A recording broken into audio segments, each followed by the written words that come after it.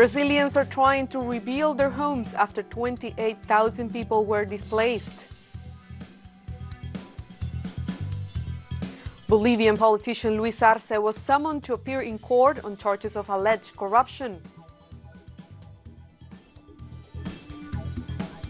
And Syrian government forces have liberated Marar al-Numan, the second biggest city of Idlib province, besieged by terrorist organizations.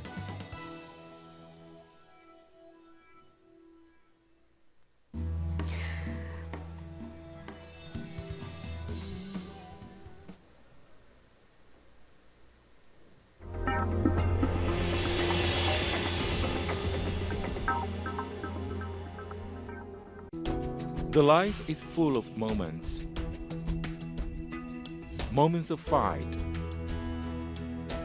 Moments of hope. Moments that transcend. Moments that you can live in. Telesur documentaries. Sundays. Only on Telesur.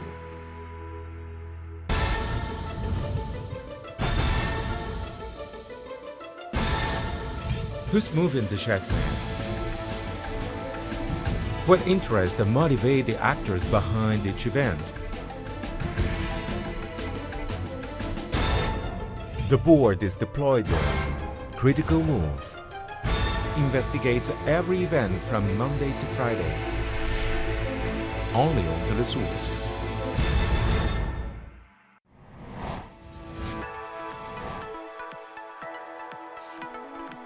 Discover the cultural diversity that defines a continent. The place where art and tradition are part of the same nucleus. Artistic aspirations.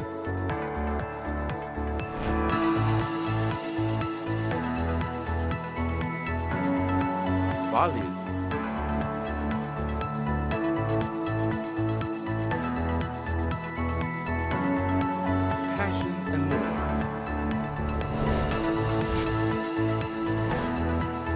Real life. Fridays, only on Telesur. From here to beyond the south. From here to the Caribbean or further north. Where can I see news connecting the whole south? From Washington. From Mexico. From Caracas. From Quito, from Havana. You can always see the news from a new vision, connecting the global south, only on Telesur.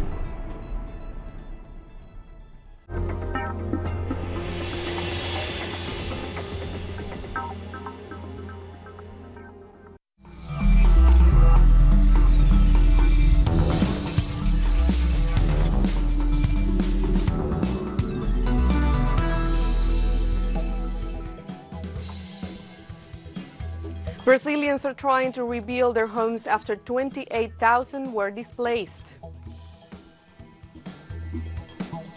Bolivian politician Luis Arce was summoned to appear in court on charges of alleged corruption. And Syrian government forces have liberated Marar al-Numan, the second biggest city of Idlib province, besieged by terrorist organizations. From the headquarters of Telesur English in Havana, Cuba, this is From the South. I'm Cristina Escobar. Brazilians living in areas affected by heavy floods are trying to rebuild their homes after 28,000 people were displaced, according to the Civil Defense Agency.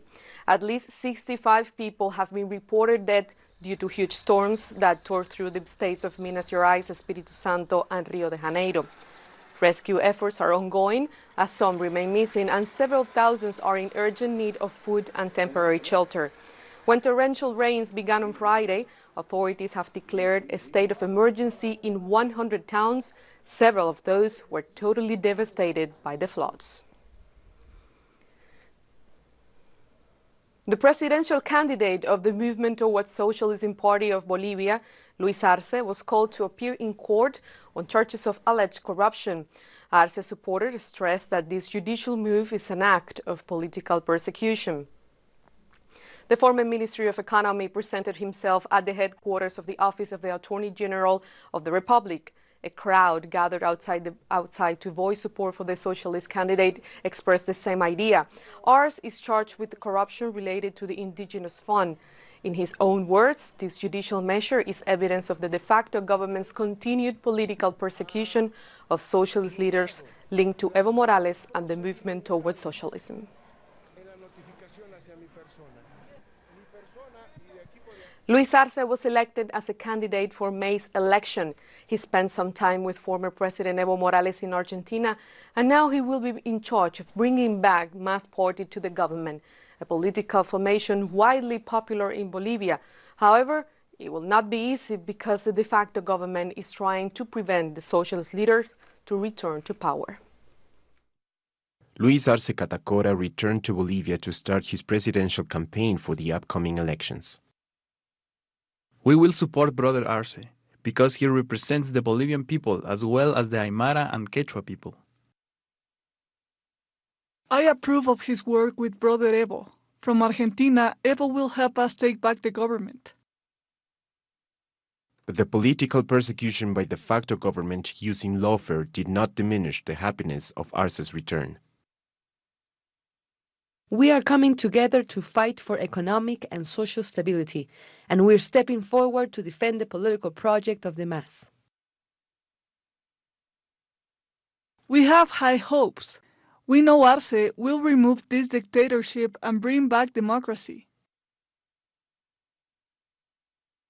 A police officer waited for Arce inside the El Altos Airport's immigration area to serve him with a legal notice. This is what Arce had to say about this. As I left the plane, and even before I went through immigration, a police officer was waiting for me with a subpoena. This persecution is reality we have to live with now. Arce also admitted that this legal attack could end up with his detention, as was the case 2 weeks ago with former Interior Minister Carlos Romero. I will go to the court on Wednesday to answer their questions because I have nothing to hide. We have the truth on our side, and I'll try to clear up any of their doubts.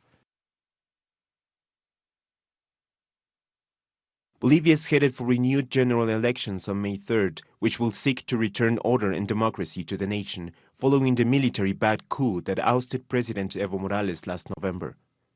Facing off against Arce and the Movement Towards Socialism Party, there are so far 5 candidates from the coup-plotting parties. Meanwhile, the coordinator of social movements in the city of Cochabamba said that Arce's arrival was a sign of hope for the Bolivian people. Luis Arce, candidate of the MAS, arrived to the city of El Alto and was received by David Choquehuanca, candidate for vice president, representing social movements in Bolivia. In the midst of a coup and uncertainty over the political situation, they represent unity and hope to overcome the coup. We are sure that through a democratic path and a popular vote, we will be able to reverse the coup, which was carried out primarily against social movements and the poorest in Bolivia. Peruvian political leader Keiko Fujimori has been detained again. On Tuesday, a judge sentenced Fujimori to a new 15-month jail term as prosecutors continue their investigation into her alleged money laundering. This new sentence comes on top of the 13 months she has already served in jail before her release last November. Keiko, the daughter of disgraced former President Alberto Fujimori, is accused of taking money from Brazilian construction firm Odebrecht to finance her presidential campaign.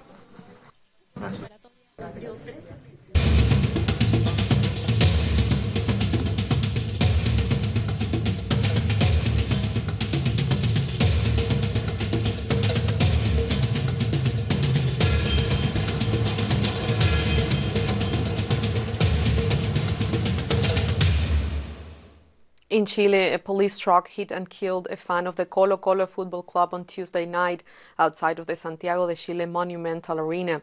The 37-year-old Chilean Jorge Herrera Moya died yesterday in La Florida hospital while he was being assisted for severe wounds left by the impact. Several videos released on social media reveal how the police vehicle was driving at high speed, hit the man who violently fell against the floor. After the impact, it could be seen that the truck did not stop and ride over the football fan. People who approached to Herrera to offer some help were repressed by a water-shooting car. The murder happened while a crowd of 30,000 people were trying to leave the sport arena after attending a match between Colo-Colo and the Palestine Football Club. And now in Peru, the Peruvian community in Venezuela has rejected statement by the Peru's interior minister labeling Venezuelan migrants in Peru as criminals, and also the announcement of a migrant hunting special unit. Let's have a look at the story. These are the declarations made by Peru's interior minister that sparked controversy. These foreign criminals, these Venezuelans that enter our country to commit crimes, they only have two options: go to jail or leave the country. Moran made these statements during a promotional video for the National Police, where he announced the creation of a migrant hunting special unit. The announcements were made while ignoring the fact that crime figures in Peru show that a mere 1.8% are committed by Venezuelans. The unit will be focused primarily on fighting drug trafficking, kidnapping, violent crimes, and all other crimes that foreign citizens commit. His statements were immediately condemned by the Inter-American Court of Human Rights. They consider that messages that equate migration with criminality promote the stigmatization of Venezuelan nationals. As such, Moran's words seek to blame crime rates only on migrants. Venezuelan authorities also labeled the declarations as a xenophobic act and a violation against human rights that go against international norms, especially since around 800,000 Venezuelans live in Peru. The declarations raised concerns among the Peruvian community in Venezuela, like, for example, this Peruvian migrant who built his local restaurant and decided to stay in Caracas with his 3 children and 6 grandchildren. I thank Commander Hugo Chavez because when I came to Venezuela, he welcomed us with open arms and helped us. I've been working here for 13 years. What is happening in Peru is a political strategy, because elections are coming up and that is why they are marginalizing Venezuelans. In all countries, there are good and bad people. I don't think it's fair to generalize. I don't agree with a statement that calls Venezuelans thieves. Peruvians are the 3rd biggest migrant colony in Venezuela, where migrants from all continents have historically been welcome. Since I can remember, there have been foreigners. I have grown up with them, but I don't see the acceptance being the same in other countries. Venezuelans are no different from anybody. We are the same as Chinese, Africans, Jews, everyone here. Anyone is free to come and do whatever they want. It's due to these xenophobic attacks and a lack of opportunities that more than 15,000 Venezuelans have decided to return home in a program promoted by the government of President Nicolás Maduro. Coming up, updates about the coronavirus in China. Don't go away.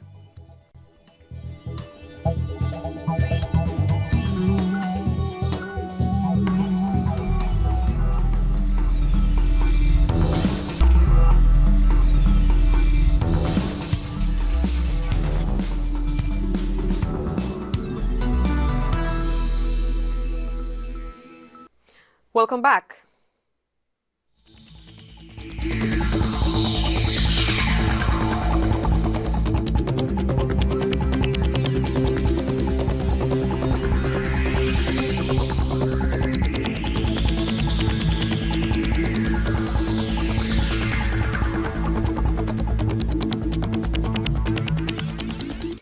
Chinese authorities have reported that there are now just under 6,000 confirmed cases of pneumonia caused by the new coronavirus, and the death toll has risen to 132.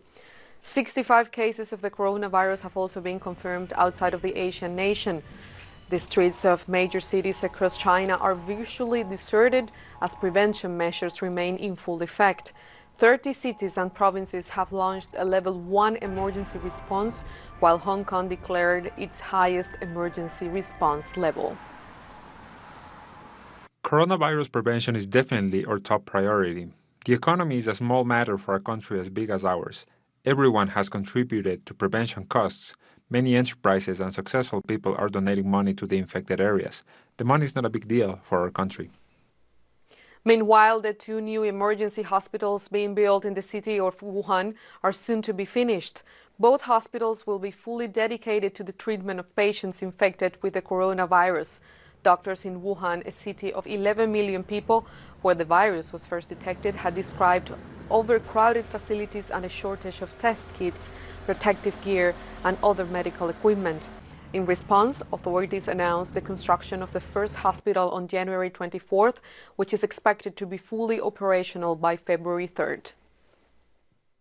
At this point, I'm basically working from 7 a.m. in the morning until midnight, with a 1 or 2 hour break in between, and on a 24-hour standby. U.S. President Donald Trump announced the details of his so-called Middle East peace plan on Tuesday. The proposal was unveiled by Trump at a news conference alongside Israeli Prime Minister Benjamin Netanyahu. The deal recognizes illegal Israeli settlements in the occupied West Bank, and in a move seen as an attempt to fend off opposition, Trump proposed the creation of an independent Palestinian state with its capital in East Jerusalem. Many Palestinian organizations have vowed to reject any plan that does not include the right to self-determination and the right of all refugees to return to their lands, and they were driven out by Israeli settlers. Hamas and Palestinian Islamic President Donald Trump's long-delayed Israeli-Palestinian peace plan that promised a new dawn for the region.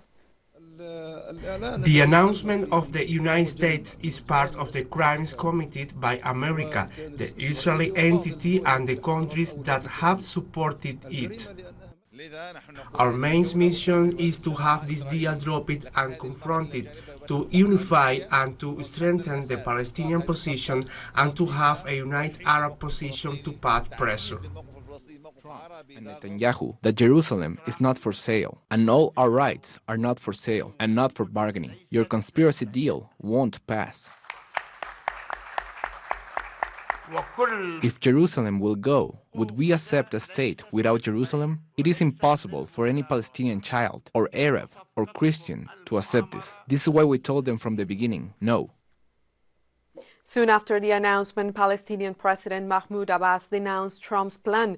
Speaking after a meeting of Palestinian resistance movements, Abbas said that no amount of financial incentives will cause the people of Palestine to abandon their struggle. He added that they will not accept any deal without the return of occupied territories. And protests against Trump's announcement have been ongoing across the occupied territories. On Wednesday, demonstrators gathered in Al-Kiba, north of the Jordan Valley, to express their anger at the United States and Israel for their continued attempt to remove them from their lands. Demonstrations are expected to continue throughout the week.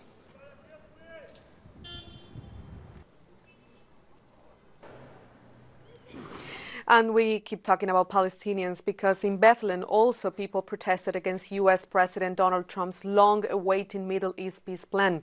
Israeli soldiers fired tear gas at protesters who burned tires and threw stones at security forces. And in Turkey, a group of protesters gathered in front of the U.S. consulate in Istanbul to condemn Trump's peace plan to supposedly resolve the Israeli-Palestinian conflict.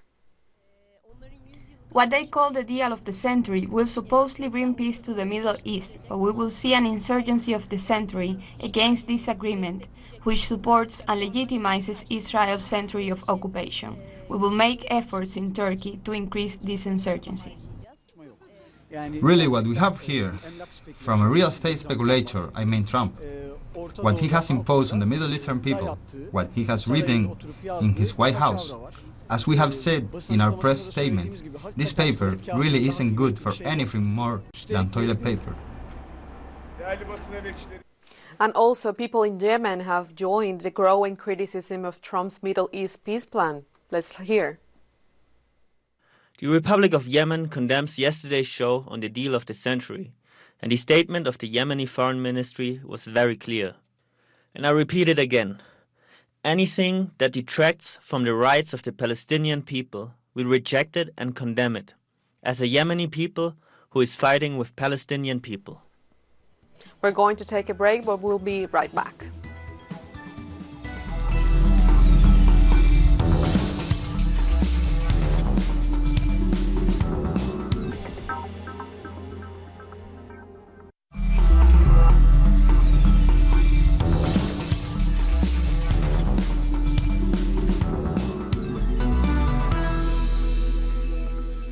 Welcome back. Syrian government forces have captured Marad al-Numan, the second biggest city of Idlib province besieged by terrorist organizations. Syrian government forces reported they are working to eradicate terrorism from at least 30 localities of Idlib province. They emphasized operations in the south of the region will continue until terrorist groups are completely eradicated. The Syrian army has been on the offensive for more than a month in northwestern Idlib province, the last rebel stronghold in the country. In recent days, the army has liberated more than a dozen villages in the area as the terrorist defenses begin to crumble. A massive invasion of desert locusts is currently threatening food security in the already vulnerable communities of the Horn of Africa, the United Nations stressed on Wednesday. A report released by the Food and Agriculture Organization has warned that the current swarms represent an unprecedented threat to food security and livelihood in the Horn of Africa. Ethiopia, Somalia, and Kenya are facing serious threats to their crops. This organization also informed that a potentially threatening situation is developing along with both sides of the Red Sea, where ongoing breeding is causing locust numbers to increase on the coast of Egypt, Sudan, Eritrea, Saudi Arabia, and Yemen. A swarm can eat enough crops in a day to feed 35,000 people, according to the UN agency. Reviewing the situation when it comes to the desert locust upsurge that is currently occurring not only in Kenya but also affecting Somalia and Ethiopia. What is absolutely critical for us is that we anticipate a potential deterioration of the food security situation. We are in a region where over 11 million people in the three countries are already in acute food insecurity. Therefore, we need to make all possible effort to avoid such a deterioration. The UN Security Council called to stop the ongoing military escalation in Yemen before it's too late. Attacks have surged over the last few weeks after months of relative calm. The UN Special Envoy for Yemen, Martin Griffiths, reiterated the importance of halting the recent upsurge in violence between pro-government and rebel forces following weeks of relative calm. The clashes between a Saudi and United Arab Emirates-led military coalition and Houthi rebels have already caused hundreds of casualties since they resumed almost 2 weeks ago. The United Nations Children's Fund said children deaths from pneumonia are concentrated in the world's poorest countries, and it is the most deprived and marginalized children who suffer the most. Forecasts show 6.3 million children under the age of 5 could die from pneumonia between 2020 and 2030, according to current trends. Over the next decade, deaths are likely to be highest in Nigeria, India, the Democratic Republic of Congo, and Ethiopia. All the causes of pneumonia deaths include malnutrition and lack of access to vaccines and antibiotics. The Global Forum on Childhood Pneumonia will be held in Barcelona from January 29th to 31st to increase awareness of the scale of this problem. The forum is a major opportunity to ensure that this threat is at the forefront of national and global health agendas. The president of the government of Catalonia announced this Wednesday that he would set a day for parliamentary elections once a new regional budget is approved. President Quim Torra, who led a pro-Catalan independence administration, says he will call an early election amid splits in his government. This election comes as the Catalan separatist movement struggles to maintain unity among its three main political parties. A regional election was not due until 2021. Residents in Zimbabwe's second-largest city are facing serious water shortages as local dams are running dry. Due to ongoing droughts in the past few years, water resources around Bulawayo have dried up and residents have been forced to use water from unsafe sources. They are calling on the government to declare the situation a national disaster. Zimbabwe is one of the most drought-affected nations in southern Africa due to continued climate change. Yeah, this water is dangerous. As you can see, just check. Someone did his rubbish here. There's nothing that we can do, you see. Yeah. But you still have... We still have to, because we need some water to use at home. Actually, we're projecting that in the next 3 to 4 weeks, we might lose the third dam, which is Lower Ngama. It's currently sitting just above 10% in terms of capacity. And we have also put together a paper to government for us to be declared as a water shortage area.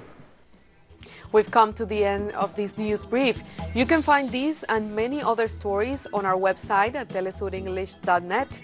And please join us on social media, Facebook, Twitter, and Instagram. For Telesur English, I'm Cristina Escobar. Thank you for watching.